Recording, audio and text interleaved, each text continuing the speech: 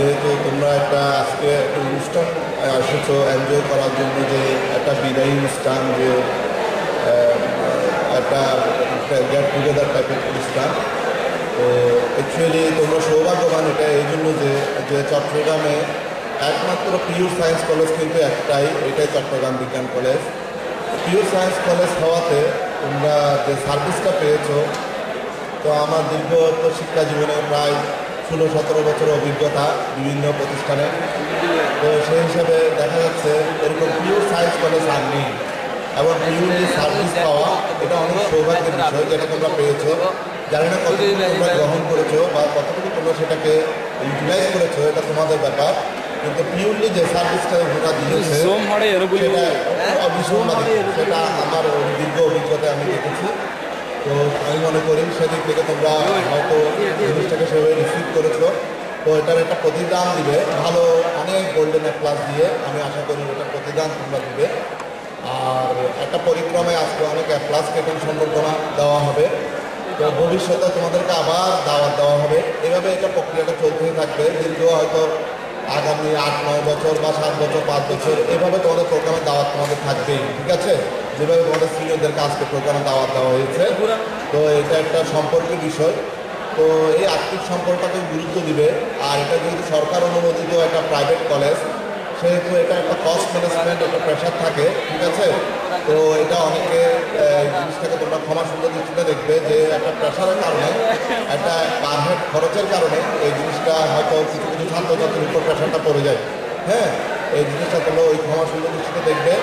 তো তোমাদের কাছে অনুরোধ থাকবে ভবিষ্যতে তোমাদের ফ্যামিলি মেম্বারদের মধ্যে তোমরা প্রচারণাটা করবে যে বিজ্ঞান কলেজে যে ভালো দিকগুলো পেয়েছো এবং যেটা পেয়ে তুমি আসলে রিয়েলি কিছুটা হলেও উপকৃত হয়েছো, সেই জিনিসটা প্রচার করবে। আমি সবার সর্বাঙ্গীন কল্যাণ কামনা করছি এবং ছাত্রদের শুভকামনা করছি। আমার বক্তব্য এখানে শেষ করছি। সবাইকে অসংখ্য ধন্যবাদ। সাজাদুদ্দিন ভাইকে ধন্যবাদ। আমি শিক্ষার্থীবৃন্দকে সুশৃঙ্খল হয়ে অনুষ্ঠান উপভোগ করার জন্য আহ্বান করছি। আমরা সকলে জানি চট্টগ্রাম বিজ্ঞান কলেজের আরেকটি অংশ, অর্থাৎ চট্টগ্রাম সিটি বিজ্ঞান কলেজ, যা আগ্রাবাদ সিটি এলাকাতে অবস্থিত। সিটি বিজ্ঞান কলেজের সম্মানিত অধ্যক্ষ আবু সাদেক স্যার আজ আমাদের সাথে উপস্থিত।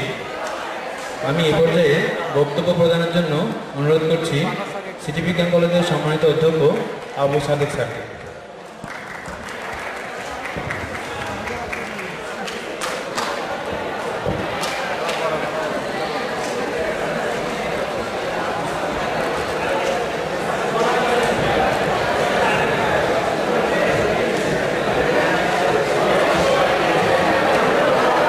বিসমিল্লাহির রহমানির রহিম।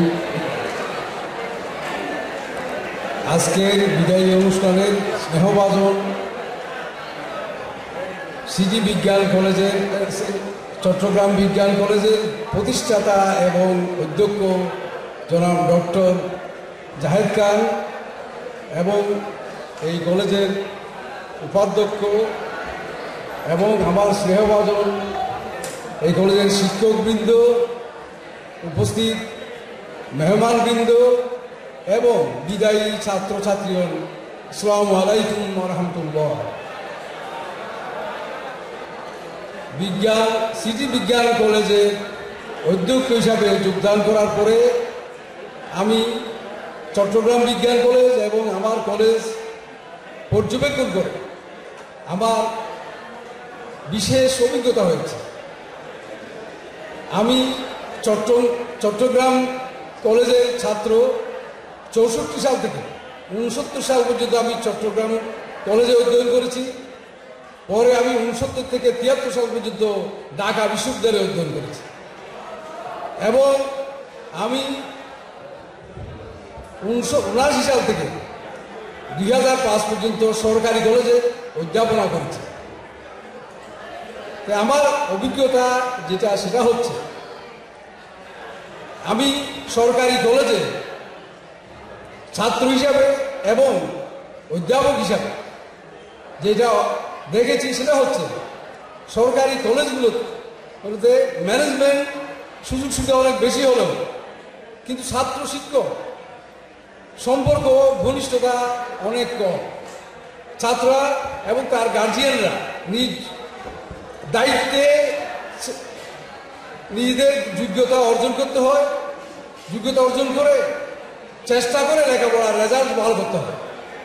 কিন্তু এখানে আমি এসে দেখলাম ছাত্র শিক্ষক যে সম্পর্ক, অ্যাকচুয়ালি শিক্ষকদের সম্পর্কে বলা হয় শিক্ষক হচ্ছে ফ্রেন্ড, গাইড অ্যান্ড গার্জিয়ান।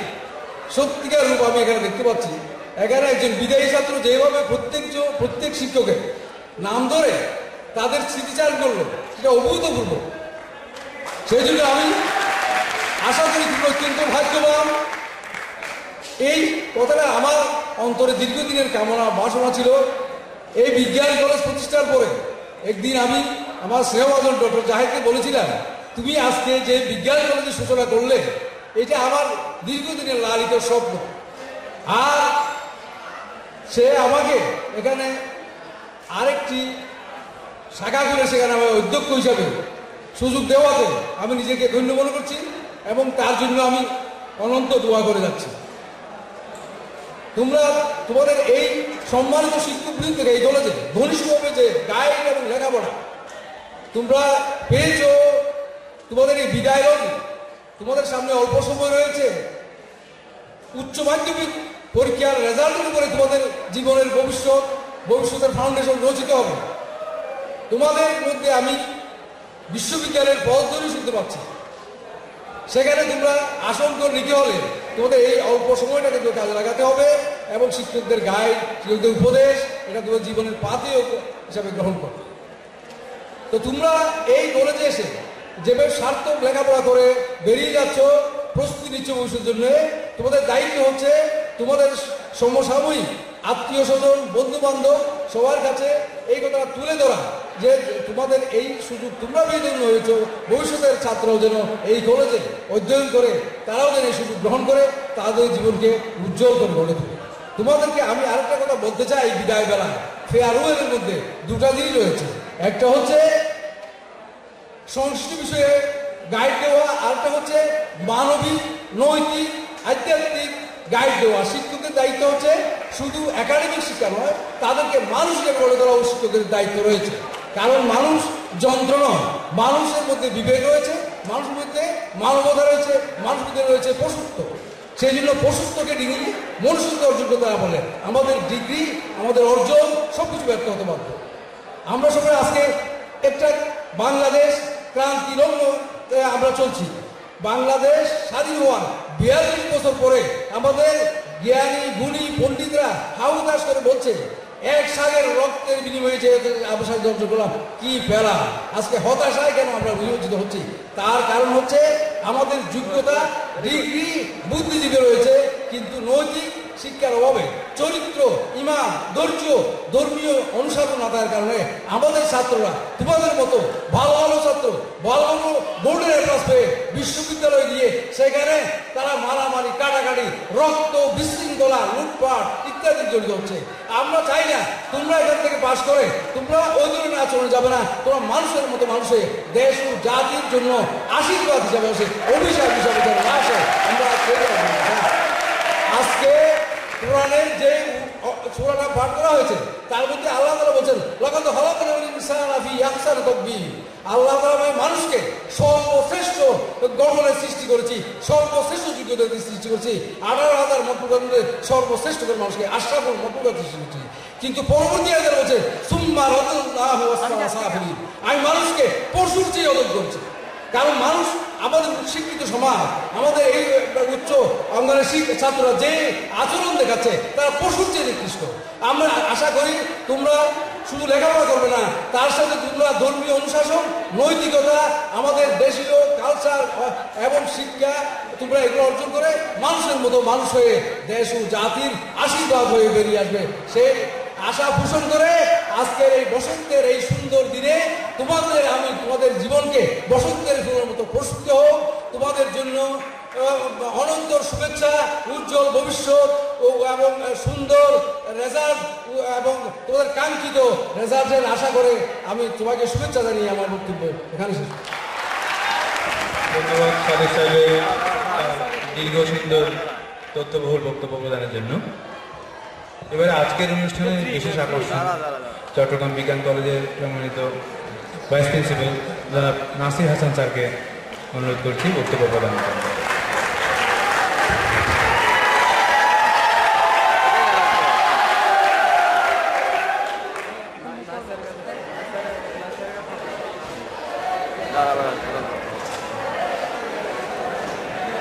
মঞ্চে উপবিষ্ট সম্মানিত সভাপতি, চট্টগ্রাম বিজ্ঞান কলেজের সম্মানিত অধ্যক্ষ ডক্টর মোহাম্মদ জাহিদ খান, উপস্থিত অতিথিবৃন্দ, আমার সহকর্মীবৃন্দ এবং প্রিয় ছাত্রছাত্রীবৃন্দ, আজকে বিজ্ঞান অনুষ্ঠান ঠিক তোমরা তো চলে যাচ্ছ না, আরও অনেক দিন আছো। আমার মনে হয় অনুষ্ঠানটা আরও পরে হলে যথাযথভাবে একে বিদায় বলা যেত। আর যদি আমরা এখন বিদায় বলিও কিংবা আরও 1 মাস পরে বলিও, এটা ঠিক বিদায় নয়। কারণ তোমাদের সাথে কলেজের যে সম্পৃক্ততা কিংবা একেবারেই যদি কোনো সম্পৃক্ততা না থাকে, তাহলে তোমাদের যে স্মৃতি, সেই স্মৃতি তোমাদের সম্পৃক্ত রাখবে কলেজের সঙ্গে। আমি দু একটা বিষয়ে বিশেষভাবে ব্যাপারগুলো ব্যক্তিগতর মতো মনে হবে উল্লেখ করতে চাই। আমি আমার পদাধিকার বলে প্রায় সময়ই তোমাদের সাথে নিয়ম শৃঙ্খলা নিয়ে বিভিন্ন সময় হয়তো একটু রাগারাগি করতাম।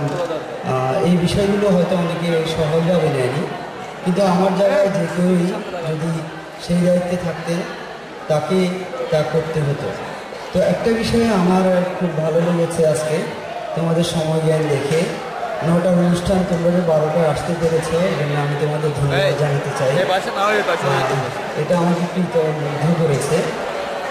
আর একটা বিষয়, সেটা হচ্ছে এরপরে ইন্টারমিডিয়েটের পরে আসলে ক্যারিয়ারের যুদ্ধটা শুরু হয়।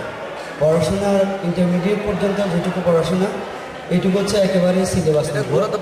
এরপরে পড়াশোনাটুকু শুধু সিলেবাস নির্ভর নয়, এটার সাথে সাধারণ জ্ঞান এবং তার অন্যান্য সায়েন্সগুলো অনেক বিষয়ের একটা সমন্বয় থাকে। আসলে পড়াশোনার মূল ক্ষেত্র এবং যুদ্ধটা শুরু হবে এখানে, শেষ নয়, আসলে এখানে শুরু হবে। ওই যুদ্ধে দেখা যাবে একাডেমিক রেজাল্ট না শুধু, অন্যান্য দক্ষতাও জীবনে অনেক বেশি কাজে আসবে। আমার মনে হয় তোমরা সেই যুদ্ধে সামিল হতে যাচ্ছ আর কিছুদিন পর। আর আমি আর কিছু বলবো না, শুধু তোমাদের ভালো ফলাফল হোক, তোমরা ভালো করে পড়াশোনা করো, এই চেষ্টা করো, এই বলে শেষ করছি। ধন্যবাদ। ধন্যবাদ স্যারকে বক্তব্য প্রদানের জন্য।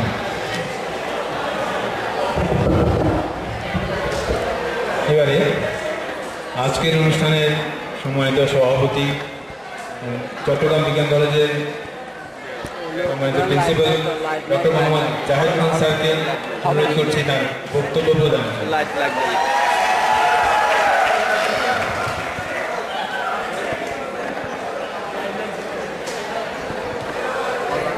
ধন্যবাদ। আজকের অনুষ্ঠানে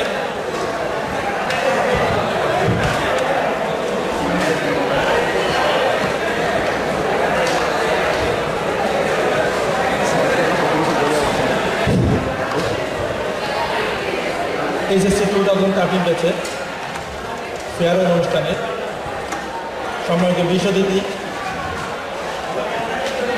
হাজী মোহাম্মদ মহসিন কলেজের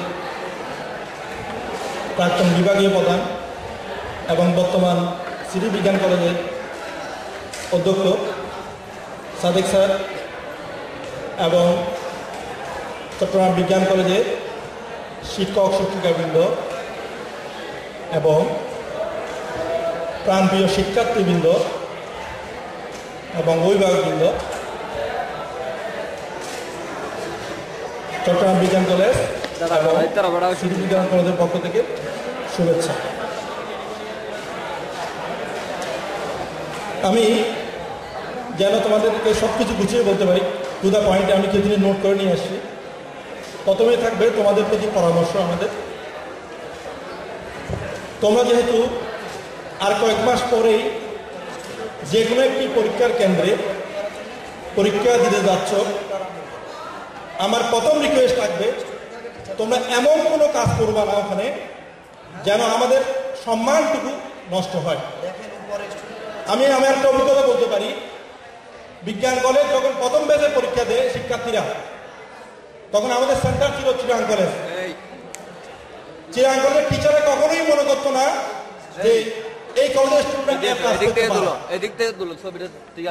তো একজন শিক্ষক, কেমিস্ট্রি ডিপার্টমেন্টের একজন শিক্ষক আমাকে বলল যে জাহিদ, আমি মনে করতাম তোমাদের ছেলে কিছুই জানে না, কিন্তু আমি তাকে দেখলাম, তাকে কিছু প্রশ্ন করলাম যে এটা পারো কিনা, ওটা পারো কিনা।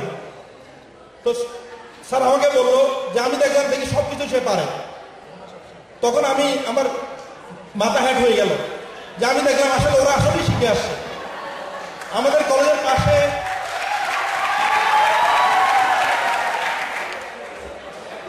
যাই হোক, তো পরবর্তী দেখা গেল যে আমাদের ইনশাল্লাহ প্রথম বেশি আমরা অনেকগুলো শিক্ষার্থী আমাদের কলেজ থেকে অ্যাপ্লাই পেয়েছে।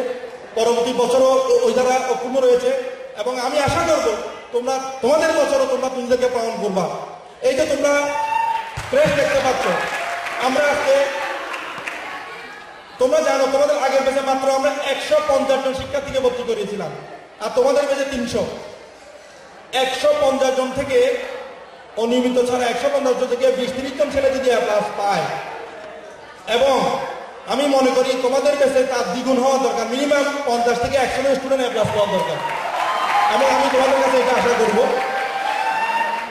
দ্বিতীয়ত হচ্ছে প্র্যাকটিক্যাল, তোমাদের সেন্টার যেখানেই হোক, তোমাদের সেন্টার হতে পারে চিরাং কলেজ, হতে পারে মহসিন কলেজ, যেহেতু পরপর 3 বার চিরাং কলেজ হয়েছে সেন্টার, আমাদের মনে হয় এবার চেঞ্জ করতে পারে। আমরা চেঞ্জ করার জন্য ফিও দিয়েছি, হয়তো বোর্ড যদি মনে করে যে অন্য একটা সেন্টার দিতে পারে, এটা শিক্ষা বোর্ডের একান্তই ব্যাপার। তবু আমি বলবো তোমাদের সেন্টার যেখানেই হোক না কেন, বিজ্ঞান কলেজ এমন একটি প্রতিষ্ঠান, যে প্রতিষ্ঠান তোমাদের সাথে তোমরা পরীক্ষা দিয়ে চলে গেছো তার মানে এই নয় যে তোমার সাথে আমাদের সম্পর্ক থাকবে না। আজকের দিনটা বিদায়ের জন্য নয়, আজকে হচ্ছে নতুন চ্যাপ্টারের শুরু, অর্থাৎ তোমাদের সাথে আমাদের নতুন একটি চ্যাপ্টার শুরু হচ্ছে। সুতরাং আমি তোমাদেরকে বলবো, তোমরা থিওরি পরীক্ষার পরে প্র্যাকটিক্যাল পরীক্ষার আগে যে বন্ধটি পাবে, তোমরা যে গ্যাপটা পাবে, ওই গ্যাপে কিন্তু আমরা তোমাদের প্র্যাকটিক্যালগুলো আবার প্রস্তুত করব, এবং আমরা ওই ক্ষেত্রে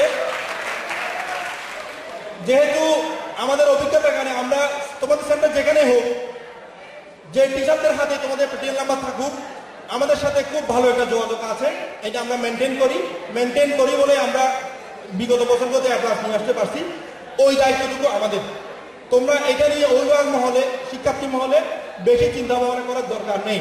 জাস্ট আমার একটাই পরামর্শ, তোমরা প্র্যাকটিক্যালটা ভালো করে শিখে যাবে, বাকি কাজটা আমাদের, এই দায়িত্ব আমাদের।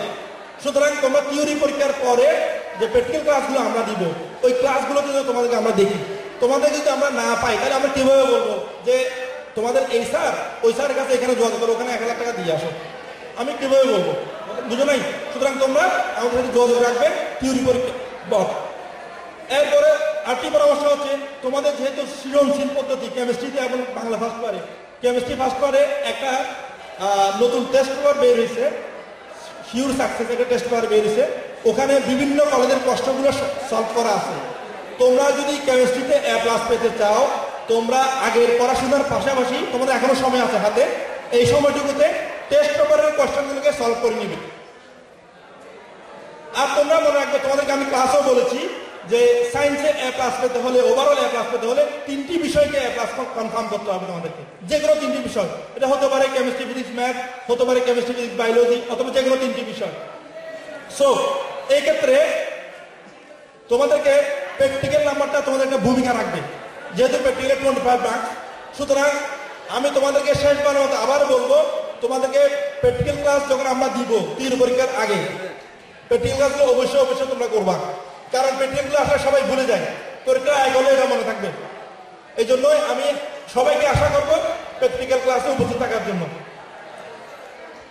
আর কেমিস্ট্রি যেহেতু সৃজনশীল, এই বছরের জন্য তোমরা টেস্ট পেপারটা অবশ্যই সলভ করে যাবে পরীক্ষার হলে, এবং অন্যান্য বিষয় তো তোমাদের প্রস্তুতি আছে, এই নিয়ে আমি বলবো না। আর আমরা যে সাজেশনটা দিয়েছি তোমাদেরকে ফাইনালি, ওই সাজেশনটা তো অবশ্যই জোর দিবে, এবং চিটাগাং বোর্ডের বিগত 5 বছরের কোয়েশ্চেন এইচএসসিতে এ প্লাস পাওয়ার জন্য চিটাগাং বোর্ডের বিগত 5 বছরের কোয়েশ্চেন ইনাফ আমি মনে করি।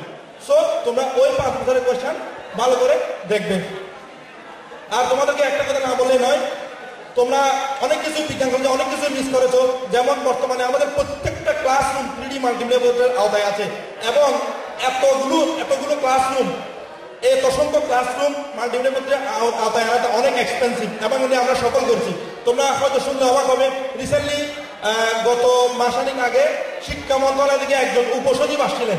উনি এসে আমাদের একটা ক্লাসরুম থেকে এত অবাক হয়েছেন, উনি আর কোনো কলেজে কিছুই দেখে নাই, উনি এত খুশি হয়েছে।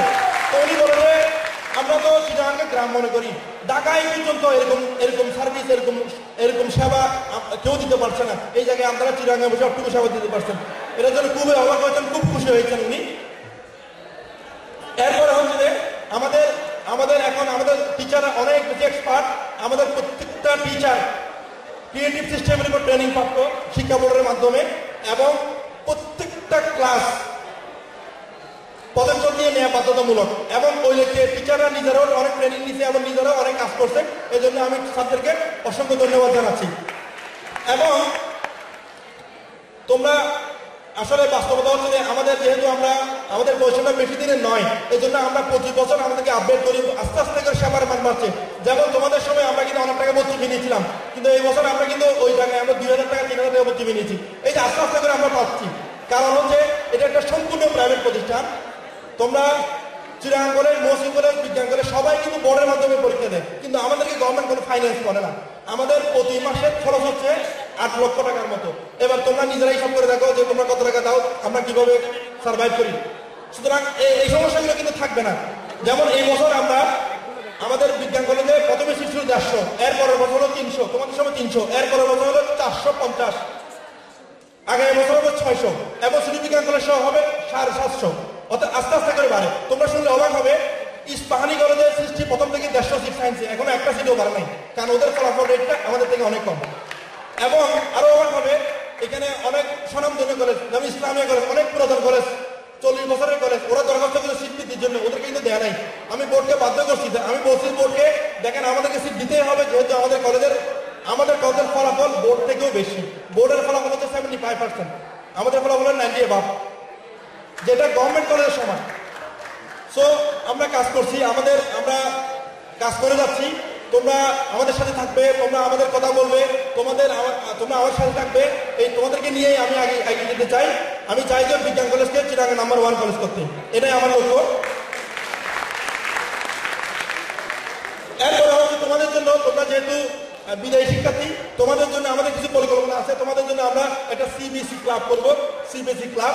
ওই ক্লাবের মাধ্যমে তোমরা যদি তোমার জন্য নাতিয়ে হয়ে যায়, তুমি নাতিকে নিয়ে তোমার চলে আসতে পারবা, ওরকম চিন্তা ভাবনা আমার আছে, সিবিএসই ক্লাব। এরপরে তোমাদের জন্য আরো কিছু খবর, তোমরা সবাই জানো যে আমরা একটা চট্টগ্রামে প্রাইম লোকেশনে আমাদের প্রতিষ্ঠানটা, একদম প্রাইম লোকেশনে, একদম চিটাগাং কলেজ মসজিদের পাশেই আমাদের প্রতিষ্ঠানটা। তো আমরা কিন্তু এখনো পর্যন্ত ভাড়া ভবনেই থাকি, তোমরা জানো। তো আমি আগামী 5 বছরের মধ্যে, 5 বছরের একটা পরিকল্পনা আমার হাতে আছে। 5 বছরের মধ্যে আমরা নিজস্ব ভবন তৈরি করছি ইনশাআল্লাহ, এবং নিজস্ব জায়গা সহ, এটা তোমাদের পরিকল্পনার মধ্যে আছে। এবং বিজ্ঞান কলেজটা বিশ্ববিদ্যালয়ে রূপান্তর করার জন্য আগামী 3 বছর একটা প্রজেক্ট আছে আমার হাতে। আমাদের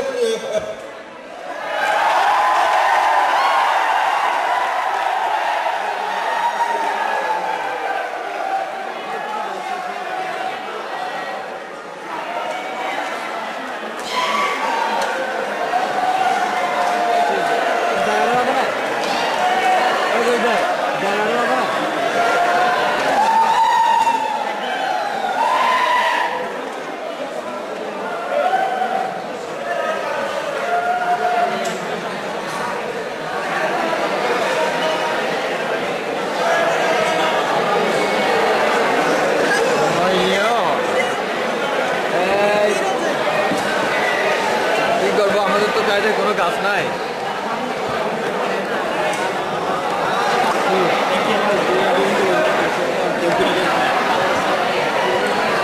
দায়িত্ব মনে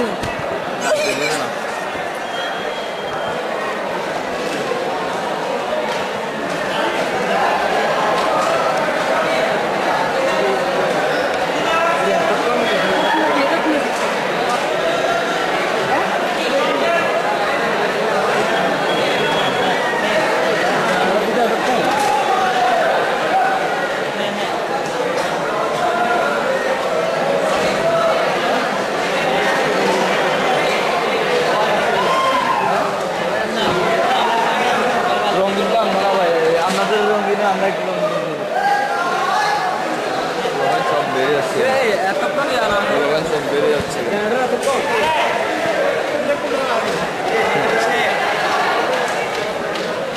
এখানে লাইট নেই তো ইয়ে হচ্ছে না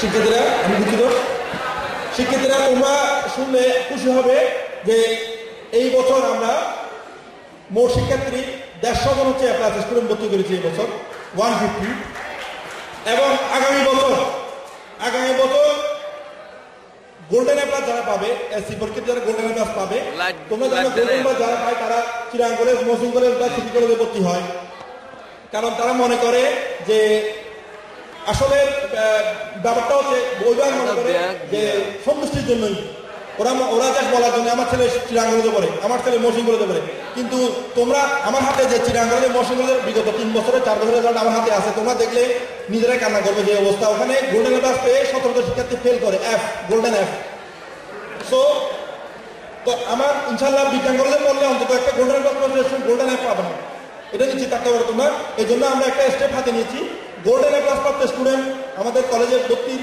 সংখ্যা বাড়ানোর জন্য আমরা এই বছর 100 স্টুডেন্টকে গোল্ডেন অ্যাপ্লাস প্রাপ্ত 100 স্টুডেন্টকে আমরা সম্পূর্ণ বিনা খরচে আমরা পড়াবো তো এটা আমাদের কলেজের স্টুডেন্ট ভালো স্টুডেন্ট সংখ্যা দিন দিন বাড়লে আমরা ভালো জায়গায় পৌঁছাতে পারবো বলে আমি মনে করি এই জন্য স্টেপটা নিয়েছি এবং আমাদের আসন বৃদ্ধির জন্য অলরেডি বোর্ড থেকে একটা চিঠি আমাদেরকে দেওয়া হয়েছে আগামী বছর আরো 100 আসন বাড়ার সম্ভাবনা আছে যেহেতু আমাদের রেজাল্ট খুবই ভালো এরপর তোমাদের প্রতি একটা পরামর্শ হচ্ছে বর্তমানে এই প্রতিযোগিতার বাজারে বাংলাদেশে যেহেতু একটা সংকট আছে ইন্টার পাস করার পর অনেক শিক্ষার্থী গোল্ডেন পাস পেলেও ওরা কিন্তু ভালো জায়গায় ভর্তি হতে পারে না এই জায়গাটাতে তোমরা নিজেরা যারা একটু সামর্থ্যবান আছো যারা একটু সামর্থ্যবান তারা আমি এই বছর লাস্ট বছর আমি এবার 10 জন শিক্ষার্থীকে একদম 0 টাকায় 0 টাকায় এবং ফুল যদি তুমি আমাকে শুধুমাত্র বিমান ভাড়া এবং তুমি আর জাস্ট ফুড খাবার খরচটা তুমি প্রোভাইড করতে পারো আমার কাছে কয়েকটা ইউনিভার্সিটি আছে চায়নাতে ফুল গভর্নমেন্ট ইউনিভার্সিটি বুয়েটের স্ট্যান্ডার্ড ইউনিভার্সিটি তুমি ফ্রি অফ কস্টে ফুল স্কলারশিপ নিয়ে তুমি করতে পারবে তোমরা যদি 4 এর উপরে জিপিএ পাও ভালো একটা জিপিএ পাও তোমরা এসসি পরীক্ষার পরে অবশ্যই আমার সাথে যোগাযোগ রাখবে এটা আমার যোগাযোগ রাখবে এটা আমি দ্বারা আশাবাদ ব্যক্ত করবো এরপরে